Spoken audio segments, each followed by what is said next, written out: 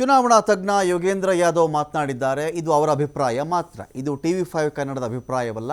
ಅವರು ದೇಶಾದ್ಯಂತ ಓಡಾಡಿದ್ದಾರಂತೆ. ಓಡಾಡಿದ ನಂತರದಲ್ಲಿ ಅವರ ಅನಿಸಿಕೆ ಅಷ್ಟೇ ಇದು ಎಕ್ಸಿಟ್ ಪೋಲ್ ಕೂಡ ಅಲ್ಲ ಅಥವಾ ಪ್ರೀ ಪೋಲ್ ಕೂಡ ಅಲ್ಲ. ಇದು ಅವರೊಂದು ಅನಿಸಿಕೆಯನ್ನು ವ್ಯಕ್ತಪಡಿಸ್ತಾ ಇದ್ದರೆ ಆ ಅನಿಸಿಕೆಯನ್ನು ನಾವಿಲ್ಲಿ ಪ್ರಸಾರ ಮಾಡ್ತಾ ಇದ್ದೀವಿ. ಇದರಲ್ಲಿ TV5 ಕನ್ನಡದ ಯಾವುದೇ ಅಭಿಪ್ರಾಯ ಇರಲ್ಲ. ಈ ಬಾರಿ ಅವ್ರ ಪ್ರಕಾರ ನೋಡಿ, BJPಗೋ ಅಥವಾ NDAಗೋ ಸರಳ ಬಹುಮತ ಕೂಡ ಬರಲ್ಲ, ಅದು ಕೂಡ ಅನುಮಾನ ಅಂಥೇಳಿ ಚುನಾವಣಾ ತಜ್ಞ ಯೋಗೇಂದ್ರ ಯಾದವ್ ಒಂದು ಕಡೆ ಪ್ರತಿಪಾದನೆ ಮಾಡ್ತಾರೆ. BJPಗಿರಲಿ NDA ಒಕ್ಕೂಟ ಈ ಬಾರಿ ಗೆಲ್ಲೋದು ಕಷ್ಟ ಸಾಧ್ಯ. NDA ಮೈತ್ರಿಕೂಟಕ್ಕೆ ಸಿಂಪಲ್ ಮೆಜಾರಿಟಿ ಕೂಡ ಬರುವಂತಹ ಸಾಧ್ಯತೆ ಬಹಳ ಕಡಿಮೆ ಇದೆ ಅಂಥೇಳಿ ಚುನಾವಣಾ ತಜ್ಞ ಯೋಗೇಂದ್ರ ಯಾದವ್ ಅವರೊಂದು ಅನಾಲಿಸಿಸ್ ಕೊಡ್ತಾ ಇದ್ದಾರೆ. ಅವರೊಂದು ವಿಶ್ಲೇಷಣೆ ಇದು. ದೇಶದ ಬೇರೆ ಬೇರೆ ಕಡೆ ಅವರು ಓಡಾಡಿದ್ದಾರಂತೆ. ಓಡಾಡಿದ ಮೇಲೆ ಯಾವ್ಯಾವ ರಾಜ್ಯಗಳಲ್ಲಿ ಯಾವ್ಯಾವ ಪಕ್ಷಗಳಿಗೆ ಅಂದಾಜು ಎಷ್ಟೆಷ್ಟು ಸ್ಥಾನಗಳು ಬರಬಹುದು ಅಂಥೇಳಿ ಅವರ ಒಂದು ಅನಾಲಿಸಿಸ್ ಇದು. 4ನೇ ಹಂತದ ಚುನಾವಣೆ ಆದ ಮೇಲೆ ಯೋಗೇಂದ್ರ ಯಾದವ್ ಒಂದು ಕಡೆ ಓಡಾಡಿದ್ದಾರೆ. ಓಡಾಡಿದ ಮೇಲೆ 2019ರಲ್ಲಿ ಯಾವ್ಯಾವ ಪಾರ್ಟಿ ಎಷ್ಟೆಷ್ಟು ಗೆದ್ದಿತ್ತು, ಈಗ ಎಷ್ಟೆಷ್ಟು ಗೆಲ್ತಾ ಇದ್ದಾರೆ, ಗೆಲ್ಲಬಹುದು ಅಂತ ಅವರ ಒಂದು ಅಭಿಪ್ರಾಯವನ್ನು ಹೇಳ್ತಾ ಇದ್ದಾರೆ. ಇಲ್ಲಿ ಕರ್ನಾಟಕದಲ್ಲಿ ಈ ಬಾರಿ BJP ಕೈ ತಪ್ಪುತ್ತಾ, ಬರೋಬ್ಬರಿ 10 ಸೀಟು ಅಂತ ಕೂಡ ಒಂದು ವಿಚಾರ ಇಲ್ಲಿದೆ.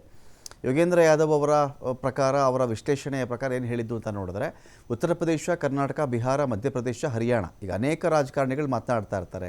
ಈ ಬಾರಿ ಬಿಹಾರದಲ್ಲಿ ಇವರ ಆಟ ನಡೆಯಲ್ಲ, ಈ ಬಾರಿ ಉತ್ತರ ಪ್ರದೇಶದಲ್ಲಿ ನಡೆಯಲ್ಲ, ತಮಿಳುನಾಡಲ್ಲಿ ನಡೆಯಲ್ಲ, ರಾಜಸ್ಥಾನದಲ್ಲಿ ನಡೆಯಲ್ಲ. ಅದೇ ರೀತಿಯಲ್ಲಿ ಯೋಗೇಂದ್ರ ಯಾದವ್ ಕೂಡ ಇಲ್ಲಿ ಮಾತನಾಡಿದ್ದಾರೆ. ಹರಿಯಾಣ, ತೆಲಂಗಾಣ ಮುಂತಾದ ಕಡೆ ನಾನು ಚುನಾವಣೆ ವೇಳೆ ಓಡಾಡಿದ್ದೇನೆ.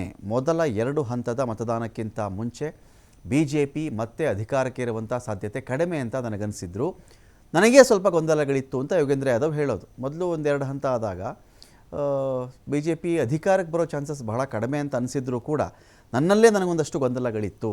ಆದರೆ 4 ಹಂತಗಳು ದಾಟಿದ ಮೇಲೆ ನಾನು ಓಡಾಡಿದಾಗ ಆಗ ನನಗೆ ಅನಿಸ್ತಿರೋದು ನಾನು ಹೇಳ್ತಾ ಇದ್ದೀನಿ ಅಷ್ಟೇ. ಈಗ ಅನೇಕ ರಾಜಕಾರಣಿಗಳು ಮಾತನಾಡ್ತಾರೆ. ಅರವಿಂದ್ ಕೇಜ್ರಿವಾಲ್ ಅವರು ಇವರಿಗೆ 200 ಸೀಟ್ ಬರಲ್ಲ ಅಂತಾರೆ. ಒಂದು ಕಡೆ ರಾಹುಲ್ ಗಾಂಧಿ ಹೇಳ್ತಾರೆ 185 ಸೀಟ್ ಕೂಡ ಅವ್ರಿಗೆ ಬರಲ್ಲ ಅಂಥೇಳಿ. ಇನ್ನೊಬ್ಬರು 150 ಸೀಟ್ ಕೂಡ ಅವ್ರಿಗೆ ಬರಲ್ಲ ಅಂತ ಒಬ್ಬರು ಮಾತನಾಡ್ತಾರೆ. ಈಗ ನರೇಂದ್ರ ಮೋದಿಯವರು 400 ಸೀಟ್ ದಾಟುತ್ತೆ, ಆಪ್ಕೆ ಬಾರ್ 400 ಪಾರ್ ಅಂತ ಅವ್ರು ಮಾತನಾಡ್ತಾರೆ. ಇದರ ನಡುವೆ ಯೋಗೇಂದ್ರ ಯಾದವ್ ಅವರು ಕೂಡ ಒಂದು ವಿಶ್ಲೇಷಣೆ ಅವ್ರು ಇಡ್ತಾ ಇದ್ದಾರೆ ಇಲ್ಲಿ. ಈಗ BJP ಅಂತ ಬಂದಾಗ ಅವರ ಒಂದು ಅನಾಲಿಸಿಸ್ ನಾನು ಮಾಡಿದ ಪ್ರಕಾರ ಅಂತ ಅವ್ರು ಹೇಳ್ತಾ ಇದ್ದಾರೆ ಇಲ್ಲಿ. ನನಗಿಷ್ಟು ಪಕ್ಷಗಳಲ್ಲಿ ಇಂತಿಂಥ ರಾಜ್ಯಗಳಲ್ಲಿ ಈ ಥರ ಬರಬಹುದು ಅಂತ ನನಗೆ ಅಂದಾಜಿರಲಿಲ್ಲ.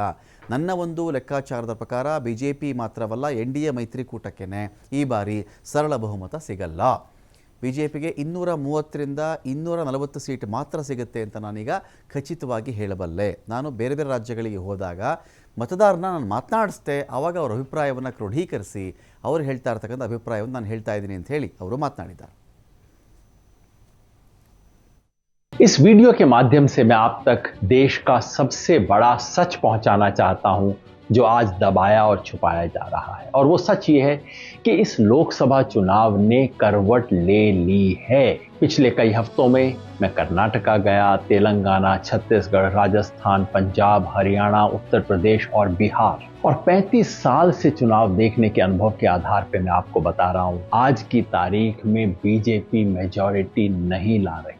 BJP 272 से बहुत नीचे है और BJP सहयोगियों के साथ NDA भी मेजॉरिटी से नीचे हो सकता है। यकीन नहीं होता? चलिए हिसाब कर ले। 2019 में BJP को आई थी 303 सीट और अपने सहयोगियों के साथ NDA को मिला के आई थी 353। अब एक एक स्टेट में देखिए क्या नुकसान और फायदा होता है। कर्नाटका 28 में से 26 NDA के पास हैं और उन्हें कम से कम 10 सीट का नुकसान है। महाराष्ट्र में 48 पे 42 में बैठा NDA कम से कम 20 सीट हार रहा है। राजस्थान में और गुजरात में 51 में से 51 सीट इनके पास है। दोनों में मिला के कम से कम 10 सीट का नुकसान और हो रहा है। हरियाणा, पंजाब, चंडीगढ़, हिमाचल प्रदेश और साथ में जोड़ लीजिए दिल्ली, इनमें मिला के कम से कम 10 सीट का नुकसान हो रहा है। अब आइए मध्य प्रदेश, छत्तीसगढ़ और झारखंड को मिला लीजिए। यहाँ ज्यादा नहीं,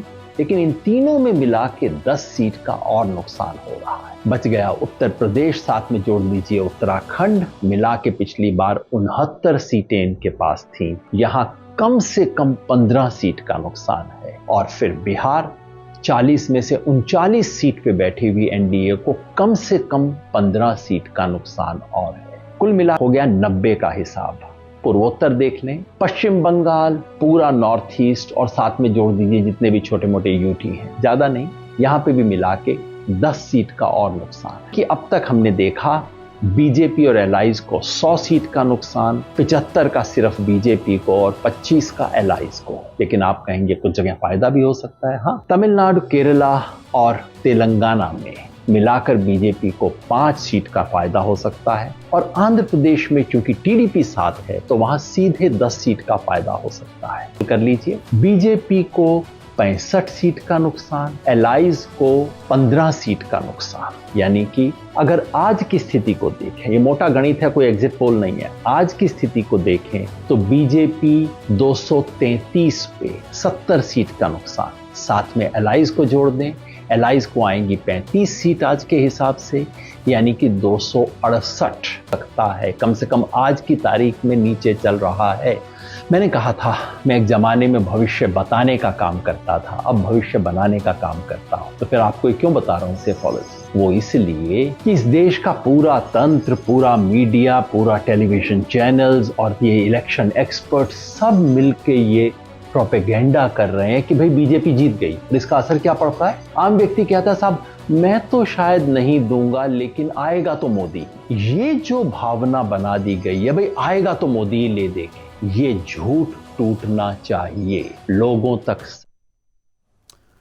ನೋಡಿ, ಯೋಗೇಂದ್ರ ಯಾದವ್ ಹೇಳ್ತಾ ಇದ್ದಾರೆ, ನಾನೇನು ಎಕ್ಸಿಟ್ ಪೋಲ್ ಹೇಳಲಿಕ್ಕೆ ಇಲ್ಲಿ ಕುಳಿತಿಲ್ಲ, ಒಂದು ಸಣ್ಣ ಗಣಿತದ ಬಗ್ಗೆ ಮಾತ್ರ ನಾನು ಮಾತನಾಡ್ತಾ ಇದ್ದೀನಿ ಅಂತೇಳಿ ಯೋಗೇಂದ್ರ ಯಾದವ್ ಅವರ ಅಭಿಪ್ರಾಯ ಇದು.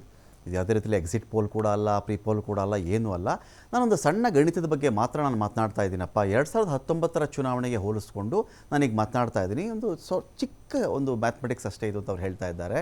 ಎಲ್ಲೆಲ್ಲಿ ಸೀಟ್ಗಳು ಕೈ ತಪ್ಪಬಹುದು ಬಿ ಜೆ ಪಿಗೆ ಅಂತ ಅವರು ಹೇಳ್ತಾ ಇದ್ದಾರೆ. ಕರ್ನಾಟಕದಲ್ಲಿ ಯೋಗೇಂದ್ರ ಯಾದವ್ ಅವ್ರ ಪ್ರಕಾರ 10 ಸೀಟ್ಗಳು ಕೈ ತಪ್ಪತ್ತಂತೆ. ಮಹಾರಾಷ್ಟ್ರ ಕನಿಷ್ಠ 20 ಸೀಟ್ಗಳನ್ನು ಬಿ ಜೆ ಪಿ ಕಳ್ಕೊಳ್ಳುತ್ತೆ. ಗುಜರಾತ್, ರಾಜಸ್ಥಾನ ಕನಿಷ್ಠ 10, ಹರಿಯಾಣ, ಪಂಜಾಬ್, ಚಂಡೀಗಢ, ದೆಹಲಿ, ಹಿಮಾಚಲ ಸೇರಿಸ್ಕೊಂಡು 10 ಸೀಟ್ ಹೋಗುತ್ತೆ ಬಿ ಜೆ ಪಿಗೆ. ಮಧ್ಯಪ್ರದೇಶ, ಛತ್ತೀಸ್ಗಢ, ಜಾರ್ಖಂಡ್ ಇಲ್ಲೊಂದು 10 ಸೀಟ್ ಹೋಗುತ್ತೆ. Uttar Pradesh, Uttarakhand 15 ಸೀಟನ್ನು ಕಳ್ಕೊಳ್ಳುತ್ತೆ B J P ಅಂತ ಯೋಗೇಂದ್ರ ಯಾದವ್ ಮಾತನಾಡ್ತಾರೆ. ಬಿಹಾರದಲ್ಲಿ 15, ಪಶ್ಚಿಮ ಬಂಗಾಳ, ಈಶಾನ್ಯ ರಾಜ್ಯಗಳಲ್ಲಿ 10, ಒಟ್ಟು ಈ ಮೂಲಕ ಕೈತಪ್ಪುವಂಥ ಸೀಟ್ಗಳ ಸಂಖ್ಯೆ 100. 2019 ಫಲಿತಾಂಶದ ಪ್ರಕಾರ ಬಿ ಜೆ ಪಿಗೆ 303, ಎನ್ ಡಿ ಎಗೆ 353 ಬಂದಿತ್ತು. 2024ರಲ್ಲಿ ಯೋಗೇಂದ್ರ ಯಾದವ್ ಹೇಳ್ತಾ ಇರೋದು ಬಿ ಜೆ ಪಿಗೆ 233 ಬರುತ್ತೆ, ಎನ್ ಡಿ ಎಗೆ 268 ಬರಬಹುದು. ಎನ್ ಡಿ ಎಗೆ 268 ಬಂದರೂ ಕೂಡ ಇವರಿಗೆ ಬಹುಮತದಿಂದ ಇವರು ಸ್ವಲ್ಪ ದೂರನೇ ಉಳಿತಾರೆ. ಹಾಗಾಗಿ ದಕ್ಷಿಣದ ಕಡೆ ಬಂದರೆ, ಭಾರತದ ದಕ್ಷಿಣ ಭಾಗದಲ್ಲಿ ಅಂತ ಬಂದಾಗ 15 ಸೀಟು ಎನ್ ಡಿ ಎಗೆ ಲಾಭ ಆಗುತ್ತೆ ಅಂತ ಅವರ ಒಂದು ಲೆಕ್ಕಾಚಾರ. ಅಲ್ಲೇನು ಕಳ್ಕೊಂಡಿದ್ದಿರಬಹುದು. 2019ಕ್ಕಿಂತ ಈ ಬಾರಿ ಹೋಲಿಸ್ಕೊಂಡಾಗ ದಕ್ಷಿಣದಲ್ಲಿ 15 ಸೀಟ್ ಲಾಭ ಬರುತ್ತೆ. ಎಲ್ಲೆಲ್ಲಿ ತಮಿಳುನಾಡು, ಕೇರಳ, ತೆಲಂಗಾಣದಲ್ಲಿ 5 ಸೀಟ್ ಬರಬಹುದು, ಆಂಧ್ರದಲ್ಲಿ 10 ಸೀಟ್ ಬರಬಹುದು ಅಂತ ಅವರ ಒಂದು ಲೆಕ್ಕಾಚಾರ ಇದೆ. ಈ ಒಂದು ಲೆಕ್ಕಾಚಾರದ ಆಧಾರದ ಮೇಲೆ ಎನ್ ಡಿ ಎಗೆ ಬಹುಮತ ಬರಲ್ಲ ಅಂತ. ಈಗ ಹೆಂಗೆ ರಾಹುಲ್ ಗಾಂಧಿ 285 ಸೀಟ್ ಬರಲ್ಲ, ಇವ್ರಿಗೆ 185 ಸೀಟು ಕೂಡ ಬರಲ್ಲ ಅಂತ ಅವರು ಹೇಳ್ತಾರೆ. ಪ್ರಿಯಾಂಕಾ 200 ಸೀಟ್ ದಾಟಲ್ಲ ಅಂತ ಒಬ್ಬರು ಮಾತನಾಡ್ತಾರೆ. ಅರವಿಂದ್ ಕೇಜ್ರಿವಾಲ್ ಒಂದು ಮಾತನಾಡ್ತಾರೆ.